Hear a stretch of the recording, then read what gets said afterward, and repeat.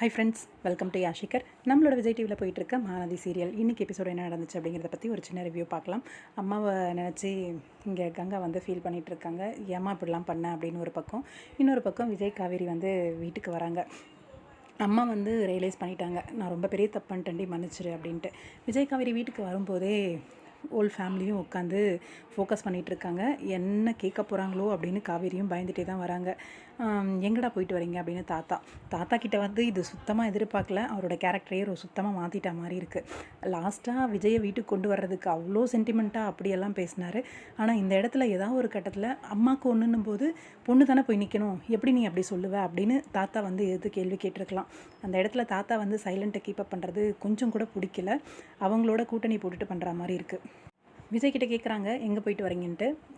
வெளியில் போகணும், காலையில் அவங்க அம்மா வீட்டுக்கு போனீங்க, அதுக்கப்புறம் இவ்வளோ நேரமா அப்படின்னு கேட்கவும், இல்லை வெளியில் போயிட்டு வந்தோம் அப்படின்னு சமாளிக்கிறாங்க. சித்தப்பா வந்து அப்படியே நேரில் பார்த்த மாதிரி சொல்கிறாரு, இதெல்லாம் என்னடா இது, இவங்க வீட்டு இப்போ வந்து வெளியில் நடக்கிற விஷயம் வந்து பசுபதியால் இவங்களுக்கு தெரியுது, எல்லாமே ஓகே. இவங்க வீட்டில் இவங்க 5 பேர் தான் இருக்காங்க, அந்த விஷயமும் வந்து சித்தப்பாக்கு தெரிய வருது அப்படிங்கிறது வந்து சுத்தமாக லாஜிக்கே இல்லை. கீழ் வீட்டில் இருக்கிற மாமி கூட மேலே வரல, மாமிக்கும் தெரியறதுக்கு வாய்ப்பு கிடையாது. எந்த சோர்ஸ் மூலயமா சித்தப்பாக்கு தெரிஞ்சுது அப்படிங்கிற ஒரு கொஸ்டின் இருக்குது. எடுக்கிறோம் கதையை விறுவிறுப்பா அப்படின்னு சொல்லி லாஜிக் இல்லாமல் எடுத்து சொதப்பாதீங்க தயவு செஞ்சு அப்படிங்கிற மாதிரி தான் சொல்ல தோணுது. அது எப்படிங்க எங்கள் வீட்டில் நடக்கிறது உங்களுக்கு அப்படியே நேரில் பார்த்த மாதிரி சொல்கிறீங்க அப்படின்னு காவேரியோட கேள்வி. இந்த பக்கம் பாட்டி திட்டுறாங்க, சித்தி திட்டுறாங்க, எல்லாரும் திட்டியும் காவேரி வாங்கிட்டு இருக்காங்க. இனிமேல் நான் விஜய் கூப்பிடல பாட்டி அப்படிங்கிற மாதிரி சொல்கிறாங்க. விஜய் வந்து நீ போ காவேரி, நான் பார்த்துக்கிறேன் அப்படின்ட்டு. விஜயால் எதுவும் பேச முடியல.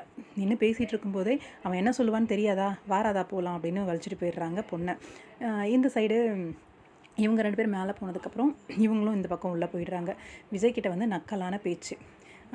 ஃபோனை சைலண்ட்டில் போட்டுறாதப்பா, ப்ளூடூத்தையும் ஆன்லேயே வச்சுக்கோ, எப்போனாலும் உனக்கு கால் வரும் மாமியார் வீட்டிலேருந்து, உங்களை விட கேவலமான குடும்பம் கிடையாது அவங்க ஒன்றும் அப்படிங்கிற மாதிரி விஜயோட பதில் நல்லா தான் இருந்தது. இன்னும் கொஞ்சம் ஃபோர்ஸ் இருந்திருக்கலாமோ அப்படின்னு தோணுச்சு.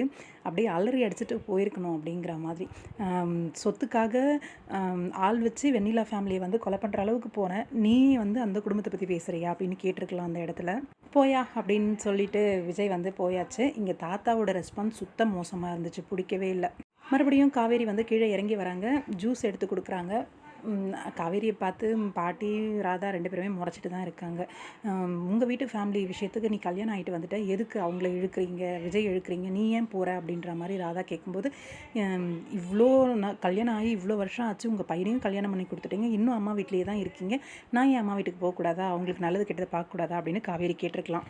காவேரி தான் உலகமகா நல்லவங்களாச்சு, அதனால் அந்த கேள்வியெல்லாம் எதுவும் கேட்கல, சைலண்ட்டாக இருந்துட்டாங்க. இந்த இடத்துல விஜய் வராரு. விஜய் வராருன்னொடனே சைலண்ட் ஆகிட்டாங்க அம்மாவும் சித்தியும் பாட்டியும். ஆனால் விஜயோட கேள்வி கரெக்டாக இருந்துச்சு அந்த இடத்துல. காவேரி கேட்கணும்னு நினச்சது விஜய் கேட்டாங்க. இவ்வளோ நாளாக நீங்கள் வந்து பாட்டிக்காக இங்கே வந்திருக்கீங்க, இதே கேள்வியை உங்களை பார்த்து கேட்டால் என்ன பண்ணுவீங்க? உங்களுக்குன்னு நடக்கும்போது அது சரி, மற்றவங்களுக்கு நடக்கும்போது அது தப்பா பாட்டி, என்ன பாட்டி உங்கள் நியாயம் அப்படிங்கிற மாதிரி விஜய் கேட்டது நல்லா இருந்துச்சு.